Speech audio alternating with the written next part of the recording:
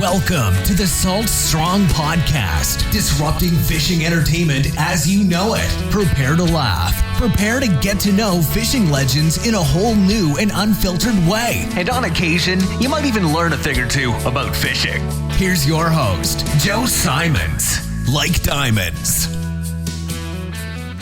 Jesus's top secret weapon to win all of his battles and wars, and what we can do with it. Hey everybody, Joe Simons, like diamonds, back again with Salt Strong Unchurched. This is going to be a fun one, a powerful one. It's going to be a little challenge at the end, and I'm going to kick it off with a true story here. And this did not happen to me, thank goodness, but I was scrolling through my feed here recently, and there was a young man at a professional sporting event. Couldn't tell what event it was, but he was up in the stands as a spectator, and all eyes are kind of on him. And next thing you know, he's got this, cute girl next to him. This guy was probably in his mid to late 20s. And he gets down on a knee in the middle of this, sporting game, like you've maybe seen before. And now it's on the big TV and everyone's clapping. The place is going wild. And there was so much suspense because she was clearly shocked. So imagine this. He's down on his knee, holding a ring out, and she's got her hands over her mouth, kind of like that shocked look, and she's shaking her head no. And at this point, I'm watching. It's like, is she saying no? Has she said yes? Can we just not hear because it's so loud and everyone's clapping? And then she finally, he's waiting as well. I'm sure the suspense was killing him and everyone around him. And she finally kind of moves her hands around away from her mouth, and you could see her utter the words no, just one word so powerful that shut this guy down for life. I mean, I can only imagine how humiliating and just defeating that was for that young man. I mean, oh gosh, in front of that many people. And because obviously he went in there thinking that this was going to be his moment. Why would she not say yes? And for whatever reason, she was not ready to commit. And at that point, I mean, what do you do as a guy, as a couple? Do you stick around and watch the rest of the game? Do you just bolt out humiliated? I can't even imagine the pain that caused. But the crazy part is, it all happened from just one word, no. One word with two letters. No, literally destroyed this guy's life, at least temporarily. I'm sure he hopefully got over that. But imagine that the power of one word in that right situation had the power to literally maybe change this guy's life. I mean, that's crazy, right? And that's really the theme of this podcast, is the power of our words. Now, Jesus, if you read any of the Bible, he was a wordsmith, right? Not once did it say Jesus pulled out his knife or his gun or anything and went to battle with everyone. And keep in mind, I mean, he had basically, it would be like an entire country. I mean, he had everyone in the land, for the most part, wanted to take him out, right? It would be like the president wanting to take you out personally. I mean, can you imagine that? Like, that's really what it was like. I mean, literally from the very, very top down, all of the people who were afraid of him wanted to take him out. Not once did he resort to violence, meaning like, hey, let's all get our weapons and go, take down this building, or it's really, really interesting that not once did he ever feel like he was in a rush. Not once did he ever feel like, man, I needed to have a gun or anything. He literally won all of these battles with words. And even as he talked to his disciples, he never once instructed them to say, this is exactly what you do. Like, let me write out a SOP, step-by-step checklist of what you got to do. No, he would give them little parables, and he would tell little stories, right? To really hit home, where they would be reminded of that through the story. We love telling things through stories. And of course, many of those stories, made it in the Bible. Jesus was just so fascinating that instead of using violence or even using aggressive, fear-based tactics, like do this or else, right? Like a lot of leaders have done, past, present, and probably into the future, right? Not once did he really ever do that. It was always kind and gentle sometimes very thought-provoking stories and parables and metaphors. I mean, he was just such an amazing wordsmith. And I recently had, all this stuff kind of came about because of some things happened with me. So I recently had a team meeting. We had a 2-day leadership meeting. It went fantastic. And on the next Monday call, we have the whole team there. And I'm going over just some of the bullet points. And one in particular was that, hey, we're going to start bringing in some other people to help just elevate the brand and the status, meaning we've got a lot of guides and pretty well-known guides and experts that love us and are even members, but we're not even utilizing. Let's tell their stories. Let's get them on camera. And so that's what I meant, and I didn't spell it out very well. And one of our team members, who I love dearly, if he's listening to this, I'm guessing he probably didn't sleep for a day and a half or two. So like 2 days later after that, he sends me a long email. And he's thinking he's getting let go. He's like, man, I heard what you said where we have to bring on new people. And I kind of want to take one stab at this and give me a shot. And I called him immediately and I was like, dude, tell me what you heard. Like I don't understand your first sentence. It seems like you're thinking I'm letting you go or replacing you. I was like, tell me what you heard. And he told me, and I heard it from his perspective. Same exact words I said, but he heard it in a completely different way. And it hit me. I was like, wow, the power of just how I even said something. So literally, we both heard the same words. He heard exactly what I said, but he took it in a completely different way. And I thought, wow, all right, there's 25 people on that call. I wonder how many other people heard something completely different or heard the same words, but had a different meaning to it. Wow. I mean, our communication is critical. It's critical to survival. It's critical to relationships. It's critical to stay happily married. I started thinking back to some of the other times I've had that. There was a time, it was one of my birthday weekends. I'll never forget this. And we were in Helen, Georgia, doing a little Oktoberfest and seeing some old friends from Atlanta. And one of the couples there we hadn't seen in a while was there, and I said something at that Oktoberfest that was completely innocent. Really didn't even think anything of it. And one of the spouses, one of the wives of my buddy, heard it, and she just heard one word that was flipped. Like, think about. So I don't even remember what it was at this point. It was just so crazy, but it was one word, and that one word would mean a different thing how I said it. Not an inappropriate word. It was like this or that. It was like something almost like, is it a question or a statement? It was something that silly, and how she heard it was embarrassing to her. And she ended up like wanting to leave that night and just humiliated and embarrassed.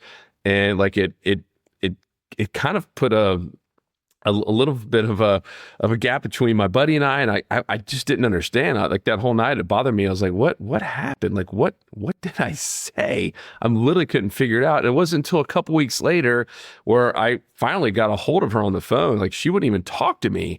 And I just called to be the better man and apologize. And I was like, tell me what I said. I'm apologizing because I know something happened. I know you're angry with me, but I was like, I honestly don't know what I said. And she said the words that she thought I said. And I was like, oh my goodness, that is it's very close to what I said. But I was like, everyone else heard this. And now she's apologizing. She goes, oh my gosh, I cannot believe I made that big of a deal. So it was a lot of work and a lot of posturing and a lot of anger on her part. And an embarrassment because of one word that and this is in a crowded area. If you've been to Oktoberfest, it's loud. It was just one word that she misheard. And that goes back on me, though. I always say, all right, how could I have been a better communicator there? And I've had multiple times, even with my own spouse, right, where even the inflection where she could hear the same words I'm saying, but all of a sudden, next thing you know, we're in a fight and she's angry at me, and I'm like, that's not what I even meant. I didn't mean it in a bad way. I was just trying to, and I'm sure many of you guys are probably nodding there. But here's kind of the challenge and where I'm going with all this. If we know that one word, like the word no, in that one particular instance can literally change the direction of this relationship. I'm talking about the girl and the guy at the sports game. I mean, one word can literally humiliate you in front of now millions of people who are now seeing this online because it was all recorded. One simple word, right? And if you look at Jesus, I mean, most of his quotes are not that long. It's not like you're having to read, 10 pages for one speech. He wasn't like some big orator that is giving long 15, 20-minute speeches. They were short and sweet, most of them, right? I mean, most of his quotes in stories and parables, they're not that long. There's something that can just be told over the campfire, right? They're nice and short and sweet, and yet so powerful that we're talking about them 2,000 years later. I mean, that's the power of words. And I think the number one challenge for me is to be a better communicator to everyone in my life, even as I'm doing this, right? I had one in the past. It was one of those political ones.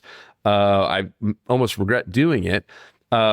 But man, that got some people riled up, and I understand why. And there was a couple in particular that wrote and really kind of thought I was saying something when, and deep down, that was not my intention at all. And I had to even go back and listen to it. And I was like, I can completely understand why they thought that, because it wasn't clear. I wasn't doing a really crisp job of communicating. So back to this 2-day leadership meeting, what we do every year is we ask everyone in the company, from the guys and gals who are on the shipping floor, to customer service, to marketing, to IT, to everyone who has anything to do with Salt Strong and the production of Salt Strong and the experience of Salt Strong. We ask them 3 questions. And number one is like, what are we doing awesome that we'd be crazy to change? What are we doing poorly that we need to put some attention on and or delete or completely alter? And then the other one is like, if you had, one idea that we could implement over the next 12 months, what would it be? And keep it short and sweet, fill in the blanks, say as much as you want. Some people leave a lot. Some people just leave a sentence. Back to the power of words. And on where we needed help, I'm not going to share all this stuff, but basically where we're not doing a great job, almost every single one of the comments had something to do with poor communication, or I don't understand why we're doing this, which goes back to communicating, right? Because if we communicated that well, they would have understood why. And man, I love that feedback, because that's the only way you get better, is hearing some honest things. So that means if it's happening in our business, it's probably happening in your business, whether you're working or not. If you've been a part of anything, right? And usually, even if you're volunteering at churches or food banks or whatever, usually when there is some irritation or frustration, it usually goes back to communication, that the leaders or the people you're working with just didn't communicate why we're doing this stuff, or to be here on time, it was unclear. We're even part of a nonprofit group here in town, and we get really frustrated because we don't know what's going on, right? Meaning it's like everything seems last minute. You show up late, there's no agenda. It's just kind of all over the place. And that all could be fixed with clear communication, with someone taking a little bit of time to say, hey, here's what we're going to do today. And here's exactly when we need you to show up. And when you show up, here's exactly what's going to happen. We all want that in our lives. And yet so many of us, because we're so busy, we kind of put communication on the back burner. And so that is my challenge to you. I guarantee with 100%, I'd bet the farm on it, that you have a communication problem in your life somewhere, whether it's with your spouse, with your kids, your grandkids, coworkers, girlfriend, boyfriend, if you're a younger audience member, teacher. There's something that is going on in your life right now where communication is lacking, or not there at all, or you need to go have an honest conversation with something because you've been neglecting it, or maybe it's the fear of, man, I don't want to do this. It's going to be really, really tough and awkward. Those are not fun, right? I mean, I talked about on a prior podcast, we had to let someone go that was really, really tough for me. And I wanted to keep kicking the can down the road because that was not my ideal fun communication. But afterwards, after it was done, it was very clearly communicated why it was just like this massive burden off of my chest. And it was the right move, just like most of those things, those really tough conversations. Once again, all boils down to communication. They're always tough, but they're the ones that help you grow, that help the other person grow. And it's an opportunity to work on being a better communicator. And so that's my big challenge. That's one of the biggest things I want to work on here in this upcoming year is being a much better communicator. It kills me that I wish I should have recorded that Monday meeting, and next time I will, because I am going to do it again and reiterate. And I'm talking about the team meeting I had with everyone, and the fact that I had a team member who I dearly love and appreciate, probably losing sleep for at least a night, all because of something I said where he heard it differently than what I said. I was talking about exciting. This should have been really exciting news for him. And he's thinking, oh my gosh, I'm getting fired, all because of how he took it. And that's just an opportunity to not just stop and ask questions, because many times people aren't going to ask questions, but just to repeat it again, right? Just like I'm going to do here in a second. The challenge for you is to think about that one area that, you know what, maybe I haven't communicated well, or maybe this relationship's going sour. I just want to get in there and apologize like I did to my friend's wife. And just, hey, how could I have communicated this better? What did you hear me say? Like, that's how I started with the guy on our team. Like, man, I just got your email. Tell me what exactly you heard me say, and let him put it in his own words. And I was like, whoa. And so I'm going to start with our own team members. All right, I'm going to ask someone, all right, hey, can you repeat what you heard I say? Like, and all of a sudden now everyone's going to be, all right, I want to hear how he heard it. And that's just one of the best ways to clear up any of that gap in what was said and what was meant and what people actually hear or think that you said. So that is my challenge to you guys. Let's all be better communicators. The world will be a better place. Be like Jesus. If you haven't read the Bible, I would urge you to do it. I talk about that one-a-day Bible that I've been reading for a couple years, where if you just spend 10 minutes in the morning, 10 to 12-ish, is maybe 15 max, you can literally read the Bible in a whole year. Really, really cool. And I learn so much every time I go through it. There's things that I miss. I'll be honest, there's days where I'm, rushing through it because, late for school or whatever with the kids. I'm embarrassed to say it, but it does happen. And so it's such a great way, once again, a communicator, to go back and reread the things that you might have missed before. And I learned so much about Jesus. And the more I studied the Bible, and the more I've heard him speak through words, right, that are now written in print. It's very simple, but yet very, very clear. That it's not. It's tough to be feel like, oh, I don't understand anything that he's saying. Now, sometimes he'll make you think, right, on purpose, but it's very, very clear. I mean, he is probably literally the best wordsmith ever, and won all of his battles and all of his wars, and started obviously a massive movement called Christianity, all through words, right? There was nothing else. There was no, powerful regime that came in with thousands and thousands of troops. It was one dude and, 12 other guys that followed him, and kind of formed a really amazing thing that's still impacting us today and bringing us closer to God and closer to Jesus, all through the power of words. How awesome is that? So love you guys.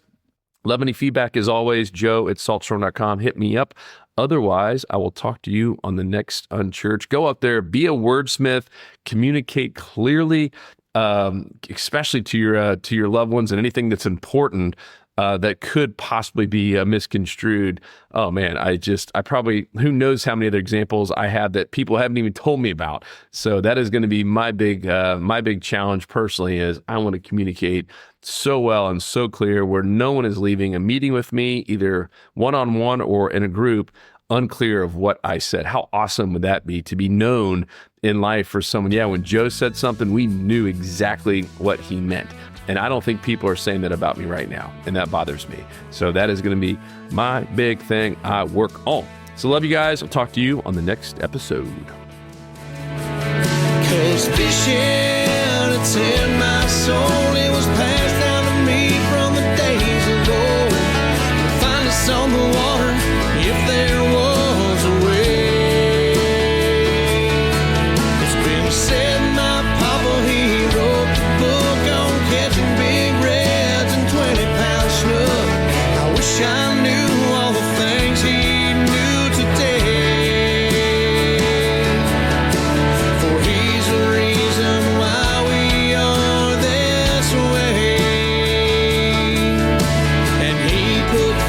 sailor so